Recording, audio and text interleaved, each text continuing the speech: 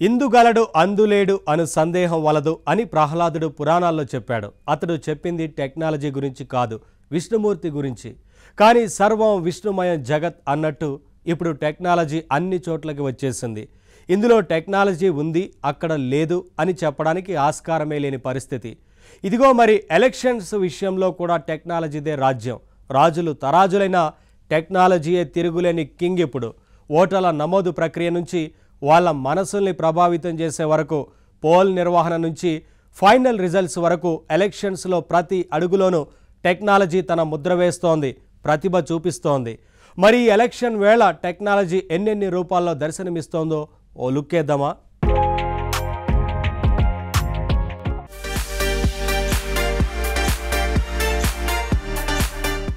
ఎంత ప్రజాస్వామ్యమైనా ప్రజల మీద ఆధిపత్యం ఉండేది లీడర్లకే.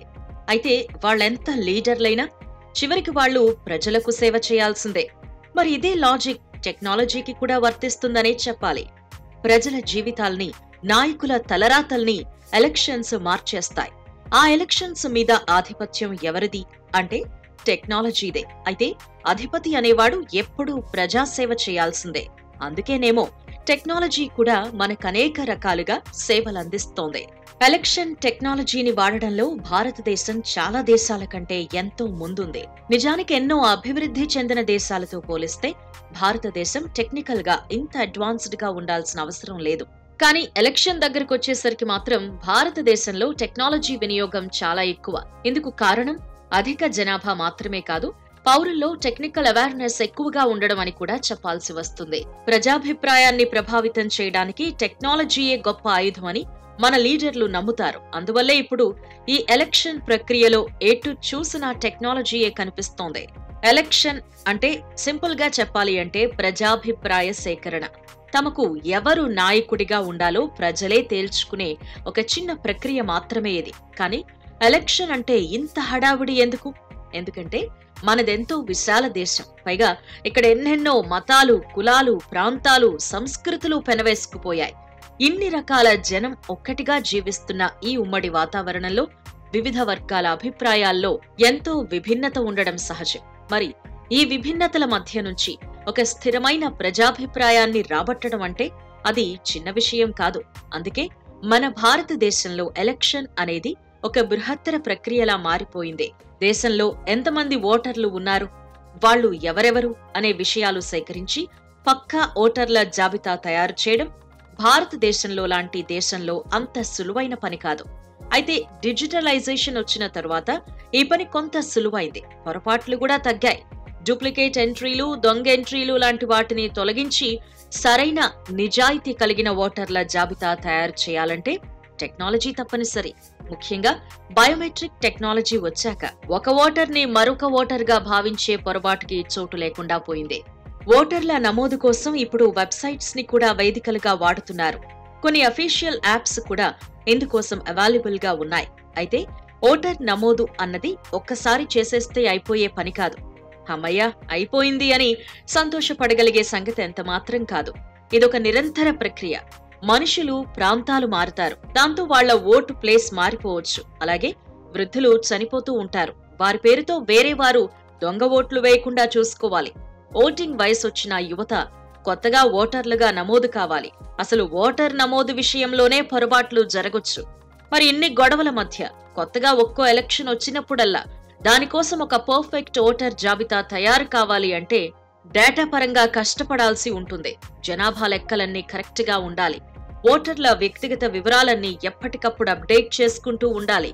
ఫైనల్ జాబితాల్ని సరిచేసుకుంటూ ఉండాలి. టెక్నికల్ పరిభాషలో చెప్పాలంటే అంతా data collection, data analysis, analytics, ఇలా ఎన్నో పేర్లు చెప్పుకోవాల్సి వస్తుంది.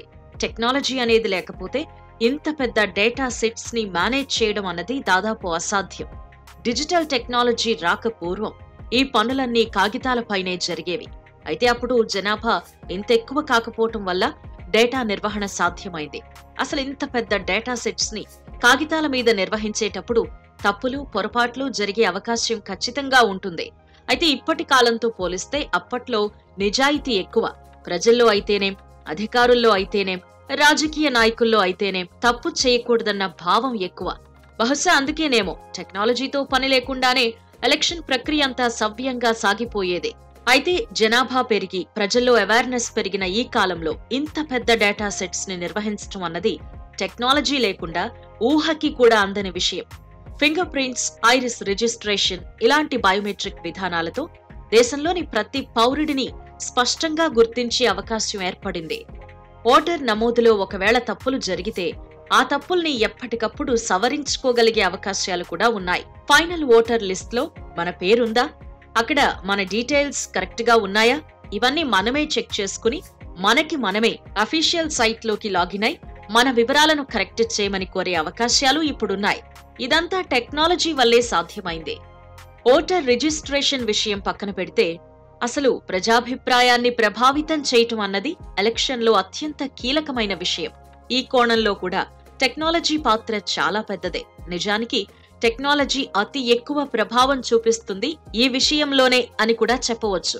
లీడర్లు చేసే పాదయాత్రలు, బహిరంగ ప్రదేశాల్లో నిర్వహించే సమావేశాలు ఇవన్నీ కూడా ప్రజాభిప్రాయాన్ని ప్రభావితం చేస్తాయి. కానీ ఈ కాలంలో మనిషితో ప్రతినిత్యం సన్నిహితంగా ఉండేది స్మార్ట్ ఫోన్. అందువల్ల సోషల్ మీడియా ద్వారా ఓటర్కి చేరువగా ఉంటే అతని మనస్సుని ఇంకా ప్రభావితం చేయొచ్చు.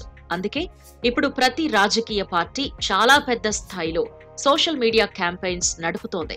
ఒకప్పుడు స్మార్ట్ ఫోన్ కొందరికి మాత్రమే అందుబాటులో ఉండేది.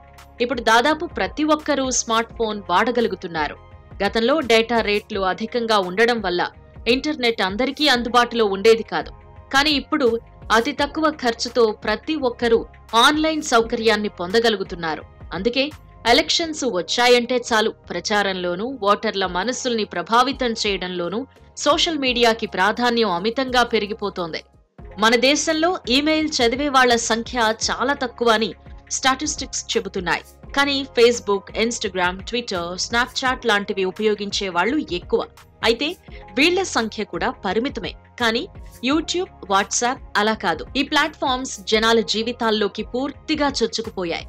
ఫేస్బుక్, ఇన్స్టాగ్రామ్ లాంటి వేదికల మీద పొలిటికల్ మీమ్స్ ఎన్నో ప్రచారంలోకి వస్తున్నా, జనాన్ని ఆకట్టుకుంటున్నా ఎలక్షన్ క్యాంపెయినింగ్ లో అతి ముఖ్యమైనవి మాత్రం యూట్యూబ్ వీడియోలు, వాట్సాప్ మెసేజ్లు అని చెప్పాల్సి వస్తుంది. యూట్యూబ్ విషయమే తీసుకుంటే ముఖ్యంగా షార్ట్ వీడియోలతో ప్రజాభిప్రాయాన్ని ప్రభావితం చేసేందుకు ఎన్నో ఛానల్స్ ప్రయత్నిస్తున్నాయి. ప్రస్తుతం యూట్యూబ్ ఛానల్లో రాజకీయ పార్టీల అఫీషియల్ ఛానల్స్ మాత్రమే కాదు, ఆ పార్టీలకు సపోర్ట్ చేసే ఇండివిడ్యువల్ వ్యక్తుల ఛానల్స్ కూడా ప్రజాభిప్రాయంపై ప్రభావం కలుగజేస్తున్నాయి. ఫ్రాంక్ గా చెప్పాలంటే అఫీషియల్ ఛానల్స్ కంటే ఈ అన్అఫీషియల్ సపోర్టర్ల వీడియోలకే ఎక్కువ క్రేజ్ ఉంటోంది. ఇక వాట్సాప్ గ్రూపుల్లో నిత్యం కొన్ని కోట్ల ఎలక్షన్ మెసేజ్లు సర్క్యులేట్ అవుతున్నాయి. లీడర్ల విజయావకాశాల్ని ప్రభావితం చేస్తున్నాయి. ఒకరి ఫేస్ ని మరొకరి ఫేస్ గా చూపించే డీప్ ఫేక్ వీడియోలు కూడా ఈ మధ్య జనాన్ని ఎక్కువగా ఆకర్షిస్తున్నాయి. డీప్ ఫేక్ వీడియోల విషయంలో అనేక రిపోర్టులు, కంప్లైంట్స్ ఉన్నప్పటికీ ఒకసారి ఒక వీడియో పాపులర్ అయిపోయిన తర్వాత దాన్ని జనం నుంచి దూరం చేయడం చాలా కష్టం. వీడియోలు మాత్రమే కాదు, పాడ్కాస్ట్లు, ఇన్ఫోగ్రాఫిక్స్, మల్టీమీడియా మెసేజెస్ కూడా ఎలక్షన్స్ లో ఎంతో కొంత ప్రభావాన్ని చూపిస్తున్నాయి. అయితే కొన్ని రాజకీయ పార్టీలు మాత్రం అఫీషియల్ గా ఈమెయిల్ ప్రమోషన్ క్యాంపెయిన్స్ నిర్వహిస్తూ ఓటర్లకు చేరువయ్యే ప్రయత్నం చేస్తున్నాయి. ఇక ఎలక్షన్ నిర్వహణలో టెక్నాలజీ వినియోగం మాటకొద్దాం. ఒకప్పుడు ఎలక్షన్ జరిగితే రిజల్ట్ చెప్పడానికి ఎంతో కాలం పట్టేది. అయితే ఎలక్ట్రానిక్ ఓటింగ్ మెషిన్స్ వచ్చిన తర్వాత ఈ పని ఎంతో సులువైంది. అయితే ప్రజాస్వామ్యానికి అతి ముఖ్యమైన ఎలక్షన్ ప్రక్రియలో టెక్నాలజీని విరివిగా వినియోగించినప్పుడు కొన్ని అనుమానాలు రావడం సహజం. ఈవీఎం మెషిన్లన్నీ ట్యాంపరింగ్ చేసేయొచ్చని ఇప్పటికీ కొంతమంది మాట్లాడుతూ ఉంటారు. అయితే voter verified paper audit trial ఉంది. దీన్నే వీవీప్యాట్ అంటాం. ఈ వీవీప్యాట్ మెషిన్స్ ద్వారా ఓటర్లు తమ ఓటుని వెరిఫై చేసుకునే అవకాశం ఉంది. ఇక జీపీఎస్, ఎలక్షన్ నిర్వహణలో మనం ఎంత మాత్రం గుర్తించని విషయం జీపీఎస్. అలవాటైపోవడం వల్ల మనం దీన్ని ప్రత్యేకంగా గుర్తించడం లేదు గాని నిజానికి జీపీఎస్ వచ్చిన తర్వాతే ఎలక్షన్ నిర్వహణ సులువైందని చెప్పవచ్చు. వివిధ పోలింగ్ బూతుల్లో ఎలక్షన్స్ నిర్వహించేటప్పుడు ఉన్న వనరులని ఎలా వినియోగించుకోవాలి, ఒక చోట ఉన్న ఎలక్షన్ నిర్వహణ సామాగ్రి మరో చోటికి ఎంతసేపట్లో చేరగలుగుతుంది, ఓట్లు వేశాక ఈవీఎంల్ని ఎంతసేపట్లో ఎక్కడికి చేర్చాలి, ఎంతసేపట్లో చేరాయి, ఇలాంటివన్నీ ఎలక్షన్లో చాలా ముఖ్యమైన విషయాలు. ఇలాంటి వాటన్నింటిలో జీపీఎస్ టెక్నాలజీ ఎంతగానో ఉపయోగపడుతోంది. ఎగ్జిట్ పోల్స్ విషయంలో కూడా టెక్నాలజీ పాత్ర చాలా ఎక్కువ. ఎన్నికల ఫలితాన్ని కూడా ఒక అందమైన ఫార్మాట్ లో అందించాలి అంటే అందుకు టెక్నాలజీ తప్పనిసరి. ఎలక్షన్ రిజల్ట్స్ ని అట్రాక్టివ్ విజువల్స్ గా మోషన్ గ్రాఫిక్స్ రూపంలో ఈజీగా అర్థమయ్యేలా మీడియా సంస్థలు అందించగలుగుతున్నాయి అంటే దాని వెనుక ఉన్నదంతా టెక్నాలజీ పవరే. సింపుల్ గా చెప్పాలంటే ఎలక్షన్ అంటే డేటా. డేటాని భద్రపరచాలన్నా, నిర్వహించాలన్నా, తెలుసుకోవాలన్నా, సులువుగా అర్థం చేసుకోవాలన్నా అన్నిటికీ టెక్నాలజీయే అవసరం. కాబట్టి డేటా ఉన్న ప్రతి చోట టెక్నాలజీ ఉండే తీరుతుంది. ఎలక్షన్ అనే ప్రక్రియలో ప్రతిదీ డేటాయే. అది ఓటర్ల వివరాలు కావచ్చు, నియోజకవర్గాల వివరాలు కావచ్చు, పార్టీల విశేషాలు కావచ్చు, ఎగ్జిట్ పోల్స్ రిజల్ట్స్ కావచ్చు, ఆఖరికి ఫైనల్ ఎన్నికల ఫలితాలు కావచ్చు. అన్నింట్లోనూ డిజిటల్ టెక్నాలజీ పాత్ర కాదనలేనిది. అఫ్ కోర్స్ డేటాని డిజిటల్ గా మార్చి స్టోర్ చేసినప్పుడు ప్రమాదాలు లేకపోలేదు. సైబర్ హ్యాకింగ్, డేటా క్యాప్చరింగ్ లాంటివి జరగొచ్చు. అలాగే డేటా సెక్యూరిటీ ప్రాబ్లమ్స్ కూడా ఉంటాయి. కోట్ల మంది ప్రజల వివరాలు సేకరించి ఒక చోట ఉంచినప్పుడు ఆ పర్సనల్ డేటాని ఎవరైనా యాక్సెస్ చేస్తే అది దుర్వినియోగానికి గురయ్యే ప్రమాదం ఉంది. అలాగే డిజిటల్ టెక్నాలజీ వల్ల నకిలీ సమాచారం కూడా జనంలోకి వెళ్లే అవకాశం ఎక్కువ. డీప్ ఫేక్, వాయిస్ క్లోనింగ్ లాంటి టెక్నాలజీస్ వల్ల ఫ్యూచర్ లో ఏది నిజమో ఏది అబద్ధమో తెలియక జనం అయోమయంలో పడే అవకాశం కూడా ఉంది.